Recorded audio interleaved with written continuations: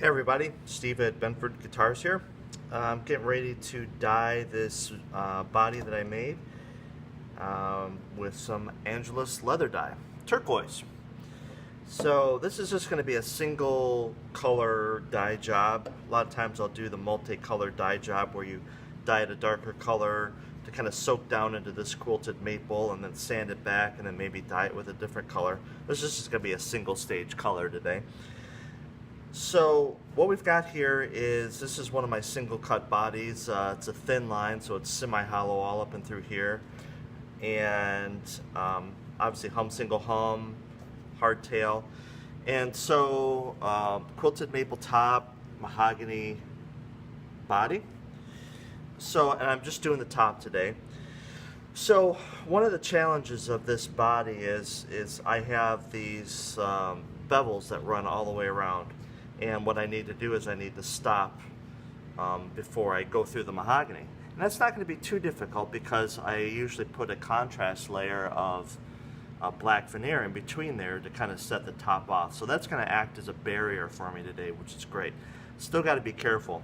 The hard part is you know, wrapping around the sides here, and that you got these little thin areas, and of course the side, hopefully you can see that, the side areas there. Normally if I don't have these bevels on here, I'll leave those side areas unstained and give it the kind of faux binding look. So materials I have today, it's real simple. Got to have some gloves, otherwise your fingers are going to be blue or whatever color you use. And I've just got some simple t-shirt material here, a couple different size pieces. This is a bigger piece, which I'm going to do a majority of the body with, and then a smaller piece which I'll be able to kind of get in and stretch across my finger to help me with some of these tighter areas. The other thing I also have are these electronics cleaner Q-tips. They're different than your normal household Q-tips. They're not fuzzy at all. They're really a tight woven, whatever this is, cotton, I don't know what this material is, but it's made to hold electronics fluid and stuff like that. So that'll be able to really get tight into areas that'll be harder to get with a bigger piece of cloth like that. So the body is sanded down to 320, and at this stage you really want to make sure you don't have any scratches or anything else going on. Blown it off with a compressor, steel wooled it to make sure anything's not hiding down in there, blew it off with the compressor again. So it's pretty clean, albeit from little dust specks that keep landing on it because of my dirty shop. So I'm gonna get right to it and see what happens here.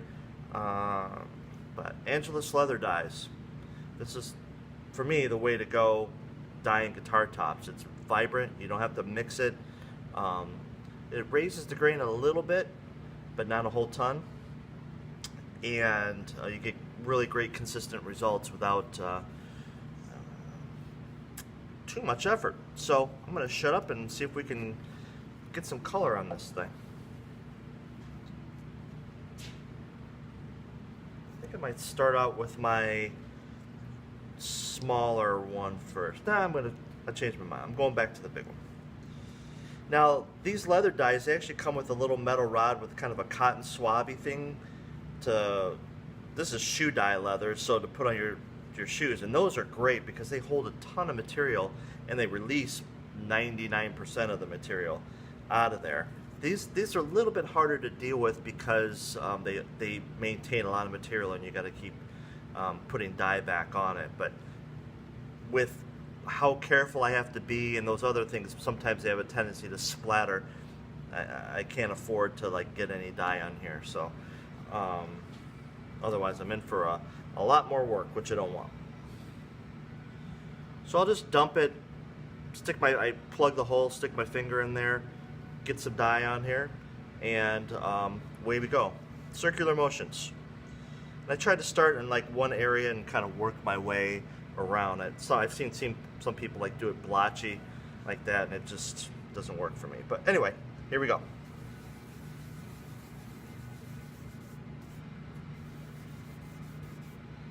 So this turquoise is pretty cool. It's kind of a, well, it's a turquoise color. It's got a lot of green in it. And with the kind of yellowness that's inherently in the wood, that helps bring out some green with the blue that's in there. This is beautiful. Okay, so what I'm gonna do is, I'm not going on real heavy with it. You can always put more on. So I'm going up, kind of going up to the edge. You can start to see the edge defined there. I'll work on that edge later. It's gonna absorb a little bit differently.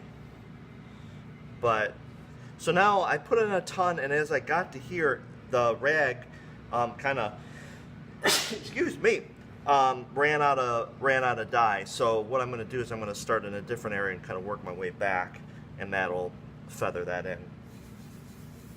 Otherwise I'll get a big blotch there, which I don't want.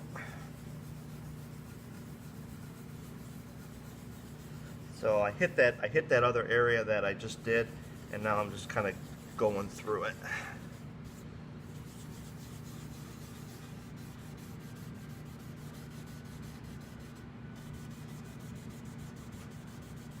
My F-folds have binding in them too, so I don't have to worry about dyeing down in there, which is nice. So starting to run out of dye here again, and I'm gonna go over this thing at least twice, maybe 3 times. So start up in this area and quickly work my way back into here. This stuff takes a little bit of time to dry too, so you got some working time before things really start to dry out and you have to worry about a blotchy look. All right. Now what I'm doing is I'm just kind of going back looking for any spots that I may have missed, anything that's where there's more dye than not, any blotchy looks. Everything is looking really good. I think the key to having a nice looking dye job here and finish in general is the preparation you put in beforehand, all the sanding. I spent an hour sanding this thing and looking for every little stupid thing I could find, and it pays off. Okay, so now I'm on to the part where it's a little nerve-wracking, where I'm gonna try to do the bevel here. I'm going to, I think, switch over to my smaller pad, and the reason I'm doing that is I can push my finger into it like this and hold on to it tightly, and so there's no extra cloth there, and that way I can really kind of get up as close to the line as I can get. And I'm not going to be putting a ton of dye on here.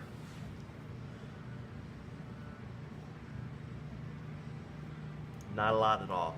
I can always build up more. So I'm going to start here at a wider area where I've got a lot more working space, so I can kind of get a feel for how this is going to go on. And I might have to spin the body around because the tripod's kind of in the way here. So I'm going to see what happens. So I'm starting up top of the ridge there, and I'm working my way down towards that black veneer, and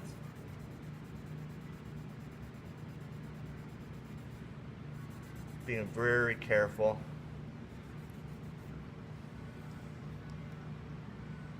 A little bit more dye. I didn't have a lot on here to begin with, so I found that if I do like longer swipes, that I can get more of a harder, consistent line. If I sit there and try to get in little areas, sometimes I don't have as much control. So there's a really thin line there that, you know, I'd rather not cross it. So that's why I have the Q-tips, is I can go in and fill that in, and you'll never be able to see that I was there. So I'm going to go like this.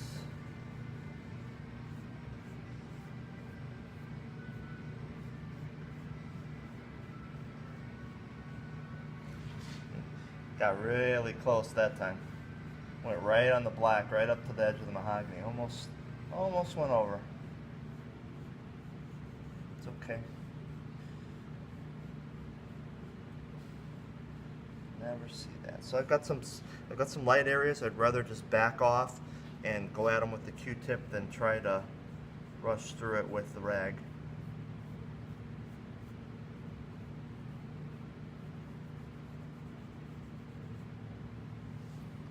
Cool. It's looking good. So a lot of times this stuff, you want it to instantly look fantastic, and it takes a bit. It's starting to dry out. It's very pale looking. Like I said, I'm going to put more dye on here, so it's going to really enhance this, and of course the finish will go on afterwards, which will really make it pop. But this part's not terribly glamorous. There, I got that, so I'm going to feather that in. That looks great.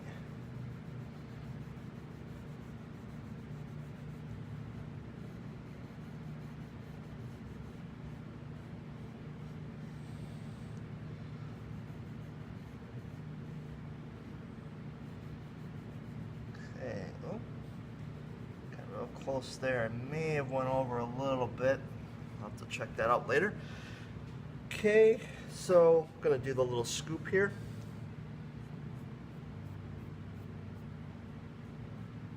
This is a little tricky.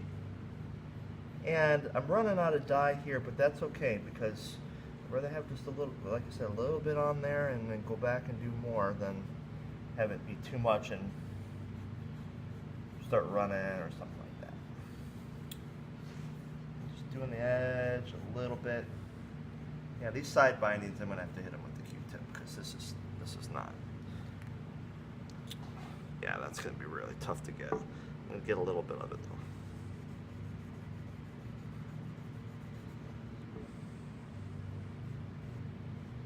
Yeah, that's all I'm going to do. So that's the basic process of it. I'm going to go over it again real quick, and hopefully we can see what that looks like. Let me see if I can get that little area right there. I can get up to that line. Oh yeah.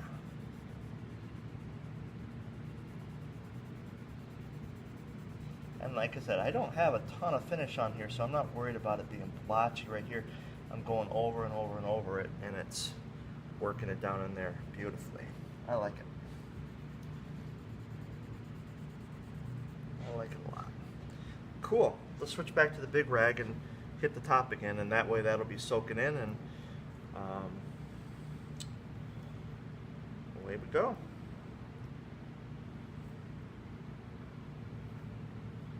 So these bottles, they're about, I don't know, they're under $4 a piece, and you can do, I don't know, I have about a third a bottle left, and this is my, I think, 4th guitar I've done with this, so it goes a long way. Not a big fan of those like trans tint dyes or that you can mix with water or alcohol. I mean, it's hard to get a good ratio of thinner or whatever water to dye, and those really raise the grain.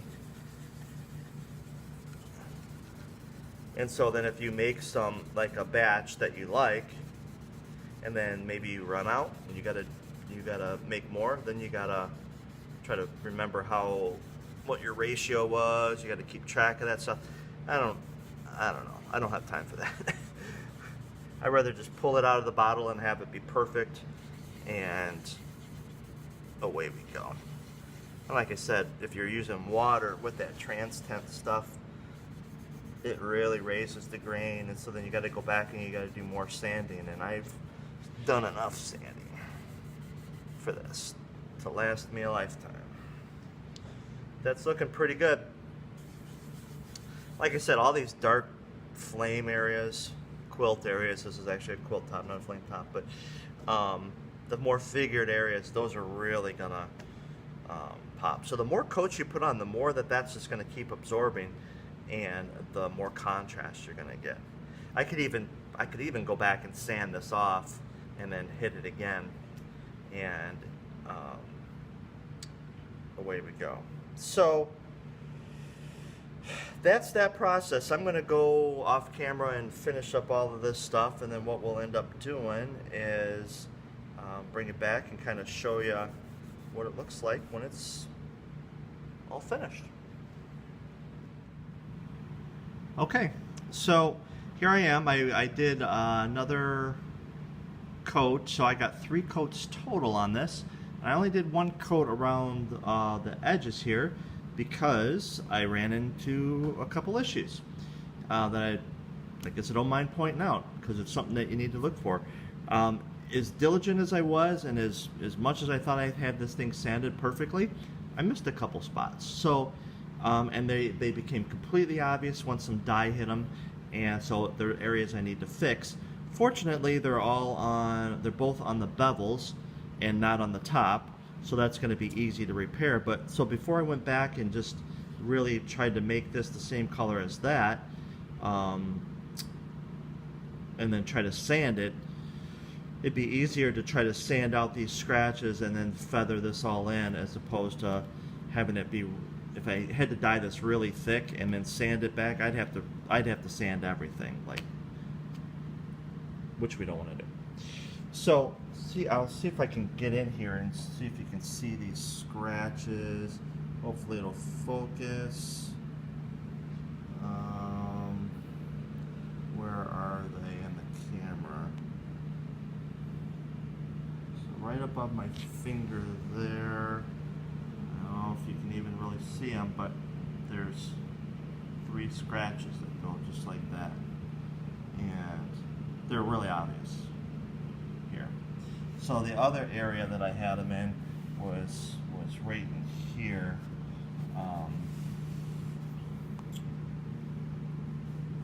Looks like my bevel is, yeah, it's right at the edge of the bevel here, and that doesn't look like my bevel is as crisp as I'd like it to be too. So I gotta make sure that looks good. But yeah, right there. I don't know if you can see that. That's not going to focus.